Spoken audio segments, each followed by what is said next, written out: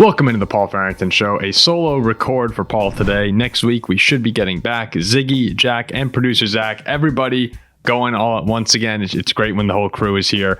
Producer Zach was promoted. Congratulations to Zach. So he should have some more time on his hands to do the show, and that's exciting for all of us. So again, going to try and do some more shows over the next, really the whole off season, trying to just get as much content as we can out there. I've been on vacation, so that's why the channel was a little bit slow over the past week and a half or so, but we're going to try and squeeze in more of these solo records if we can over the course of the off season, and hopefully into next football season, just try and build up this channel. It's a Friday afternoon. Hope everyone's looking forward to the weekend. Let's have some fun. Before we begin though, if you're enjoying these videos, please remember to like, comment, and subscribe. Hitting that subscribe button would be huge for us throughout the episode. Let us know how you're feeling in the comment section. Again, we see all these comments. Ziggy, Jack, Zach, and I, we see every single one of them. We put them really to good use on the show, trying to implement people's ideas, people's opinions, reacting off them. So even if we can't respond to every single one, we do see them and we do talk about them quite often. So please continue to do that. And if you want to reach out to the show, the best way to do that is email paulfarringtonshow@gmail.com or go to our Instagram. That's a little easier. We respond to those more often. Instagram, although we never really get emails, so maybe we do. On Instagram, you can reach out and direct message us. We do see all of those as well. Today, there's a few things I want to talk about. I want to talk about Joe Burrow, his message to the Cincinnati Bengals front office, the Titans with the number one pick. The draft is right around the corner, man. I love draft season, so it's starting to talk about that a little bit more often. Maybe hit a Packers thing at the end of the show. I actually want to start, though, with the Four Nations briefly. I know we don't venture into hockey or basketball too often, but last night was just awesome. Canada beats the U.S. 3-2. Championship game of the Four Nations face-off, the first year that happened. The NHL's replacement for the All-Star game for anyone who wasn't aware of that. And I just thought it was a huge win for the NHL. I've never been someone who considered watching the NHL All-Star game. I've gotten more into hockey over the past few years. Fortunately, my cousin's a really big Florida Panthers fan, so trying to bond with her, I've been watching the Panthers, and they've had amazing playoff runs the past 2 years. Devils fan up here in Jersey myself, so they've been getting a little bit better, even though for the past decade they've been horrible. So I've been enjoying watching the NHL, but the All-Star game never even on my radar. And I don't think for most people that it is. But last night had everyone's attention. I mean, even people who never watch hockey, I was getting texts from them saying, this is awesome. You know, the pride of USA versus Canada, this event that the NHL scheduled with really no expectation. You just heard the announcers all night talking about, we didn't know what this was going to be, and it far exceeded any expectation that the NHL possibly could have had. You know, I think that game, I'd be really surprised if a single Stanley Cup final game winds up beating the ratings that we had for Canada USA last night. And the total credit goes to the players. You know, this wasn't a Stanley Cup final game. This was not an Olympic gold medal game. And who knows what it winds up becoming and how important this Four Nations face-off trophy will actually be over time. But you saw all those guys go out there and play their hearts out. You heard the Kachucks talking about it, saying, this is the biggest game of my life. I mean, Matt Kachuk just won a Stanley Cup final in Game 7, and he was saying that first Canada-USA game was one of the biggest, if not the biggest game that he's ever played in. And that's pretty cool to see, because you can have, when people care about something, you can see a normal, ordinary event turn into something that everybody's watching on a Thursday night in the middle of February. Everyone's pumped up for that game, and everyone's reacting to it too. Like, that meant something to the people watching. You heard in the stands, you know, the Canadians and the Americans in there were going crazy. I mean, the ticket price was $1,200, $1,500 to see an exhibition game. And I just thought the whole thing was really cool. And it showed that when people care about something, when you have the players out there, you heard Connor McDavid say it after he won the MVP trophy. When you have best on best and they're trying to the top of their abilities, people are going to care. People are going to watch. And it becomes something that, you know, all of us have it from the time I think that we're kids playing on the playground. You want to win those games. When you're playing the top competition, you get that competitor coming out in you. And when the other team wants to win as bad as you, that's when you get those amazing games and amazing moments. And I thought it was really funny in contrast to the NBA All-Star game, which I've always been a fan of the NBA All-Star game. I remember growing up and I've kind of seen it turn into what it's become, where it used to be super competitive. Then like the 2010s, early 2010s, I used to love as a kid watching those LeBron versus Kobe years, and it kind of slowly faded into this fourth quarter game, really, where teams wouldn't try, but then the fourth quarter you had intense basketball, and that was awesome. Until now, it's devolved into this sort of a mess here, and you consistently, it's almost annoying having to listen to players complain about it, and then you have fans complaining. It just turns into what's once was a lot of fun is just turned into this thing that nobody's happy about. And I'm not quite sure if there is an answer to it. I think it's pretty lame, to be honest, because football makes sense, right? In the Pro Bowl, the NFL is a sport where you can have some really bad injuries week by week. Making that flag football makes sense. Hockey, guys are hitting each other all the time. Basketball, you can go out there and play a game. You could play seriously. You see it in the summer all the time when guys are off. You see videos of pickup games where people are trying. You can do that for the All-Star game if you're an NBA player. But I think you got to have some sort of incentive here. And clearly this doesn't work, the East versus West anymore. Clearly it doesn't work if you incentivize them with money, because these guys are getting paid through the roof. I really do think USA versus International may be the way to go. You throw USA on the front of a jersey, and that should matter. Anyone who doesn't take that seriously, I don't want them playing in that game. I don't think any fan will want them playing in that game. If you put United States on the front of your jersey, you're playing for something. And for Team International, I wouldn't have it say International. For Giannis, it would say Greece. For Jokic, Serbia. Have them represent their countries. I think that changes the deal a lot. Maybe I'm wrong. Maybe I'm just being naive here, but I really do believe you put their country on the front of their jersey, that those guys are going to go out there and play seriously. Maybe it's not going to be as intense as the Four Nation game last night. It might not be like an Olympic game, but at the very least, you should get competition. I would be ashamed watching a USA versus International game if they just came out and didn't try at all. I would think that would be kind of embarrassing. I think it means something when your country's on your chest. So that's what I would do to try and fix the NBA All-Star game. Hopefully that would drive competitive nature, right? If you have these international guys, you look at the NBA right now, Shea, Giannis, Jokic, Luka, arguably 4 of the top 5 players in the league are international right now. I mean, that's a statement that the rest of the world can make against USA basketball on a grand stage if it were taken seriously by the players. And if it were, everybody's watching that game the same way that everyone's watching Hockey Four Nations. Can you imagine if the best international NBA players and the best Team USA players were trying and they actually talked about it like it mattered? It doesn't have to be as visceral, not visceral, I should say, but the animosity level of Team USA versus Canada was pretty high in hockey. And that's what's awesome about hockey. Is that these guys go out there and like they just don't care. They're hitting each other. They're playing hard. If you have these guys care in NBA, everyone's watching that. So I hope they do it, because that was really cool, an unexpected moment of just really fun sporting event that I did not see it coming at all. Okay, so the Tennessee Titans, the number 1 pick in the NFL draft. The top 5 is Titans, Browns, Giants, Patriots, and the Jaguars. The combine starts next Thursday. Yeah, it's crazy that draft season comes up so quickly here. And I was saying off the top of the show, I love draft season. I remember as a kid, my dad and I called it the draft Bible, all the books with the players and the statistics. We'd drive down to Florida for spring break. And I just loved reading about all the players. And there's just something special about the NFL draft to me. And mock draft season has officially started. Daniel Jeremiah released his mock draft 2.0, his top 5 were Abdul Carter. We'll just do top 10. Abdul Carter to the Titans, Cam Ward to the Browns, Travis Hunter to the Giants. They pass on a quarterback for a second straight year.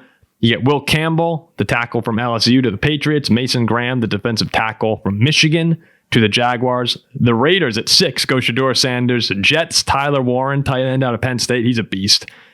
Panthers, Jalen Walker, edge rusher from Georgia, also a beast. I mean, I watched a lot of these guys last year playing Notre Dame in the playoff. Mike Green, did not watch him, an edge from Marshall, but Marshall did beat ND a couple of years ago. Calvin Banks Jr., the tackle from Texas. Believe he got a little banged up in the playoff game, but I'm sure he's fine. So I'm going to focus this segment. We don't really talk about the Titans too often, and they do have the number 1 pick here. So right now, Again, Daniel Jeremiah mocked Abdul Carter to them. You're seeing a lot of Abdul Carter to the Titans right now. And I think the question Titans fans are going to be asking themselves is, do we go Abdul Carter / Travis Hunter, Cam Ward / Shedeur Sanders? It seems like Cam Ward is pulling ahead there. Or trade the pick, right? Those are your three options. You go with one of the studs, you go with one of the quarterbacks, you trade the pick. And I don't necessarily think there is a right decision here for the Titans. Any one of them can be turned into a win. But it starts first with your evaluation of Will Levis. And he's going into year 3 now. He's 5-16 as a starter over the last 2 years. I'm an advocate for patience when it comes to quarterbacks, really any player. I think we've completely fallen into this trap of instant gratification in the NFL where we're giving up on guys way too quickly. It's kind of ridiculous. When I was younger, year 3 was the defining year for a quarterback. And now it's, most people say Thanksgiving of year 2. If you don't prove you have it by then, teams are ready to move on from you. You kind of forget, Sam Darnold, I think, was a great wake-up call to a lot of people that sometimes you're just in a bad situation. You could be a really talented quarterback, but you're in a bad situation and you need a little more time. These guys are still oftentimes like 23 years old when we're giving up on them. Can you imagine like being given up on at 23? How many people are great at their job, excellent, top tier at their job at 23? I understand we're talking about a profession where it's the top 0.01% of people, so they should be great at what they do. But still, 23 years old, sometimes you're figuring things out. Sometimes, have a little patience. With that said, as far as Will Levis goes, I do. This is so hypocritical of me just saying this, but I am getting the feeling with Levis right now that he's going to have some great moments, but not necessarily ever be consistent enough in Tennessee. And I could be totally wrong. Maybe you give him a little more time, but that's just the feeling that I'm getting with Will right now. I'm not seeing enough at the moment, enough of those sparks, especially, last year, just a terrible season for Tennessee. Did not see the progression you wanted. And so he's going into year 3. It's not like you're giving up on a guy after 5 games. I would lean towards moving on there, right? If I were at the top of the board, if you think Cam Ward can be the guy, you have to take him. Like you just have to. It's the Ziggy philosophy. You're just throwing darts until you hit it. I understand the arguments of build up your team around the quarterback position. This is not necessarily viewed as a strong quarterback draft. So don't take someone who's a little weaker at the position. Don't reach for a quarterback. But if you think there's a chance at all that Cam Ward can be your franchise quarterback, you have to make that move. I love Abdul Carter. I love Travis Hunter. I think they're going to be great. But if you don't have a quarterback in the NFL, you're not winning right now. The Eagles have a great roster, tremendous roster, but Jalen Hurts is a damn good quarterback. I don't want to hear the arguments about Jared Goff and the Lions. Great roster. Jared Goff's a really good quarterback. I don't know right now if Will Levis, with a great roster around him, can take a team on a playoff run. That's what goes back to having patience. It depends on what you see in the Tennessee practice field, what those coaches believe. The general feeling I get, though, is that Will Levis is not that guy of the future. And if he's not, and you have any inkling that it can be Cam Ward, take that shot, right? I think you have to. Sometimes quarterback, CJ Stroud, I look at the Bears situation, the Bears and the Texans a couple of years ago. That's the blueprint for the Titans here. CJ Stroud was getting a lot of flack before the draft. Texans take him with the number 2 pick, turns into a superstar. Everyone's happy there. The Bears, they decided they wanted to trade that pick out of Bryce Young, and they got a monster haul that's really going to help their franchise over the next few seasons. The only way the Titans lose in this situation is if they trade back and don't get a massive haul out of it. Because then, and I mean trade back far enough that they can't get Abdul Carter or Travis Hunter. Because if you can move back to the Browns at 2 or to, is it the Giants at 3? Yeah, the Giants at 3. You're still getting one of your guys. And even if you don't get a ton back in return. But if you go back to like the Raiders at 6 or something, and you don't collect a massive payday here, now you're in that worst case scenario. Or let's say even you go even further back to like the Saints at 9. I'm just making stuff up. Or the Jets at 7. If you don't get a massive haul, now you miss out on those top tier, generational prospects. And you're not setting yourself up well for the future. That's the only world where this falls apart for Tennessee. I don't see that happening. I don't think that they'd make a move that dumb. You never know. Teams surprise you. But that's the blueprint there. You either take your swing at the quarterback or get a massive haul. And I think they'll be okay, generally speaking. As far as everything goes here, there's not too many situations where I see them losing out. I would just want to take the chance. Like I would want to have the opportunity with Ward. He is a potential franchise quarterback. No matter what people say, there's a reason that he's being mocked as a top 10 pick. He would probably be a top 10 pick most years, I think. So I'm all for taking the swings at QB because without them, you just can't win. But a fun situation for Titans fans to be a part of here. It's not a slam dunk pick like it is most seasons with the number 1 overall selection. So you're going to have a lot of different situations being mocked over the next couple months here, and we'll see what they do. So I wanted to talk also a little bit about Joe Burrow putting pressure on the Bengals. Joe had an unbelievable year. Comeback player of the year, nearly 5,000 yards passing, 43 touchdowns, only 9 interceptions. Jamar Chase had the triple crown at receiver. It was just a horrible defensive year for Cincinnati. And now Joe Burrow's here. He's going out and par on my take, and he's saying, quote, "The Eagles are paying everybody. That seems like the way, whatever they're doing." He's putting pressure on the Bengals front office to pay the guys like Jamar Chase and T. Higgins and Trey Hendrickson. Remember last year, Jamar Chase was supposed to get this big extension. Never happened. That's going to cost the Bengals a lot of money. How better can you respond to a team saying like, okay, prove it, which isn't exactly what Cincinnati said, but they didn't give him the contract, and then he goes out and has the triple crown. That's going to cost $40 million a year now for the Bengals. Justin Jefferson got $35 million.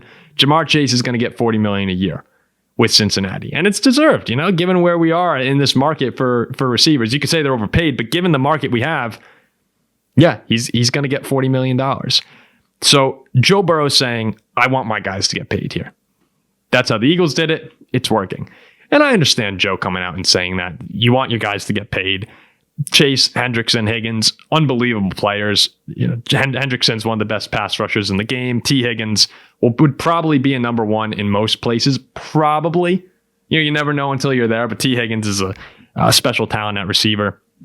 If I ordered it in importance, I would go Jamar Chase 1, Trey Hendrickson 2, then T. And this is just something that I kind of want Bengals fans to remember here. It's that T's awesome. And, I was just saying how he could be a number 1 anywhere. But the formula to beat the Chiefs is here.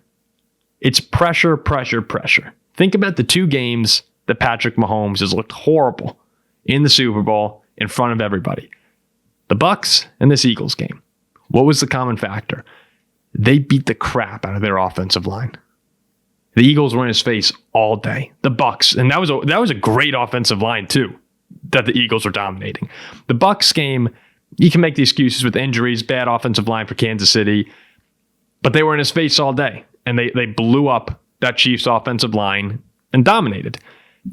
That's the formula to beat the Chiefs right now. And if you're in the AFC, yeah, I'm all in on the pass rushers. We got to up the pass rush like crazy. Now Philly had a great defense, and they had rookies that they hit on in the secondary. Zach Bond was one of the best linebackers in football, if not the best. That's a great defense, but it started up front. That's what blew up that game. So I understand wanting all your guys to get paid, but don't get too distracted on what the main issue is in Cincinnati. Right? With Joe Burrow, he's one of those 4 guys, Lamar, Mahomes, Allen, Burrow, who can make the most out of the least. If it's just Jamar Chase, he still probably has the best weapons out of those 4 quarterbacks because he has arguably the best receiver in football. I mean, not better than Justin Jefferson. I'm a Viking fan, but the second best receiver in football. Mahomes, Lamar, Allen don't really have anything close to that right now. The issue is the defense. 8th most points per game allowed, 8th most yards per game allowed. That was the problem. Right? We talked about how many teams lost. I think it was 33 points. When scoring 33 points, there were 9 teams that lost this year. The Bengals lost. There were 9 games where a team lost, and the Bengals lost 4 of them. Like that's crazy. The offense was fine. It was the defense was the problem. And if you just saw that the solution, the answer, the formula to beating Patrick Mahomes and this team is to get pressure on him like a madman, that's where the attention should be. I get if Bengals fans want to bring back T. Higgins. It's like that's the receiver position. It's the sexy position. It's what everyone wants to be.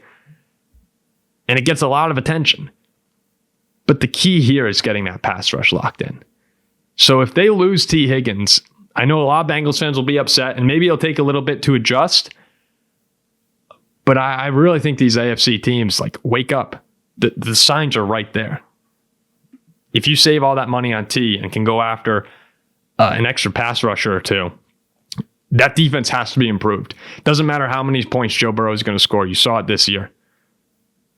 You need to play defense. So that's just what I want to tell Bengals fans. Don't lose sight of the real problem, even as much as you love T. Higgins. And I'm not trying to say don't pay T. Just if you can make that sacrifice and improve in other areas that are more valuable to you and your potential playoff runs in the future, weigh those options. Okay, do I want to hit this Packer thing? I'll talk about it briefly.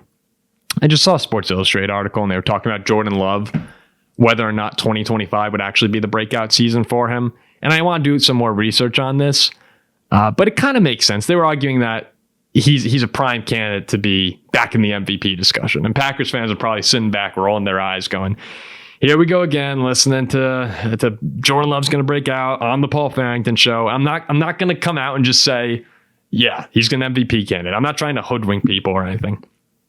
But I do want to take a look at what happened last year. And the first 8 games that Love played, you have to remember the knee injury against the Eagles. And then he missed a few weeks, came back, wound up hurting his groin against Jacksonville, had to leave the Detroit game early. And then finally, after the bye, he came back in Chicago and they won. So in those first 8 games he played, ending with that blocked kick against the Bears, which was hysterical, by the way, Jordan threw 16 touchdowns and 11 interceptions. Packers were 5-3. It's pretty crazy. With all the chaos, they're still 5-3 with Jordan Love under center. Final 6 regular season games, not including Chicago, okay, because he got hurt again in that game. Packers go 4-2, 9 touchdowns, 0 interceptions. So you didn't have as much of the prolific offense necessarily, say, the prolific performances, but you did have 0 interceptions. And when the first 8 games he threw 11, you saw Jordan Love maturing throughout the season. And he was getting healthier throughout the year too. I really can't stress how important that injury factor is here. That when people want to get on Jordan Love and make fun of his season and be down on him, he was hurt, guys. He was hurt the whole year. And that meant something. So you take a look at the Packers season. And again, forget that Chicago loss. They lost to 3 teams all year. The Super Bowl champion Eagles in week 1 and in the playoff game. The number 1 seed in the NFC, Detroit Lions, twice. And the 14-3 Vikings twice. I mean, those are the best teams in the NFC. The best teams. And here were the margins of defeat. 5 against the Eagles in week 1, 12 in the playoff game. Lions 10, but you have to remember Jordan Love didn't play a lot, or at least in the second half. Did he come out? I'm trying to remember. I think he came out in the first game at Lambeau, then 3 in Detroit, and the Vikings by 2 twice. So they're right there. It was a disappointing season, but when you take a look on the whole for the Packers, Jordan's banged up. The receivers were banged up throughout the season, but the O-line played great. Josh Jacobs played great, and the defense took a lot of steps forward. Now you have a third-place schedule. You're hoping everyone can get healthy. A lot of free agency money, and you're a couple positions away, like we've said on this show, a couple studs, I think, on each side of the ball, from really being as complete a team as there is in football. So I'm not going to come on and gas up the Packers like crazy. I don't have the same optimism that I had going, or not optimism, because I am optimistic about them. I don't have the same, I guess, excitement if I were a Packer fan. Again, I'm not a Packer fan. I'm just trying to put myself in that mindset. Last year, coming into the season, it was like, holy crap, what can we be? Because we just saw this 10-game stretch where our quarterback was unbelievable. We should have gone to the NFC Championship game. That was last year, the offseason was wild for Packers fans. It was now is the time. And I think that it was a bit of a reality check where now it's, okay, we're good, but we have things we need to improve upon. We're not necessarily going to be the juggernauts that we thought it was possible that we could become. And I don't necessarily think that's a bad thing either. It makes you look in the mirror a little bit and say, we need to be better. And I think they are going to be better next year. They still improved by 2 games last season. And I think that they're close. They're right there. if a few things go their way, you'll be able to tell in September, October, like this Packer team could be really scary. But I wouldn't, give up on Jordan Love like some people were last season. I think he has a chance to come out and have a really good possible MVP type of season. I don't think he's not my MVP pick, but would it surprise me if Jordan Love had an MVP caliber season? No, it wouldn't. He has to stay healthy. They need to get number one receiver. If that happens, the makings are there for this team to take that next step. So I'd be optimistic if I were a Packer fan. It's a weird position to be in where like you're coming off of improvement in record, but a disappointing year, and your quarterback kind of regressed a little. Like it's a weird spot, but there are a lot of encouraging signs. And if you take a second to look at the broad picture, the bigger picture, they're in a really good spot here. All right, that'll do it. Appreciate everybody for listening here. We're going to head into the weekend. We'll be back next week with hopefully all the guys. And can't wait. Can't wait to continue talking about things. Leave some comments, guys. Let us know what you want to hear us talk about. This is the time now. If you're a fan of a team that we don't talk about often, leave us some questions. I'd love to get into, again, draft seasons here. The Giants, the Browns, the Patriots, the Jaguars, the Raiders, the Jets, the Panthers, the Saints, the Bears, and the Titans. Those are your top 10 teams. We don't talk about a lot of them except for Chicago. So can't wait to get into those teams and mock draft season, baby. Fun time of the year. See ya.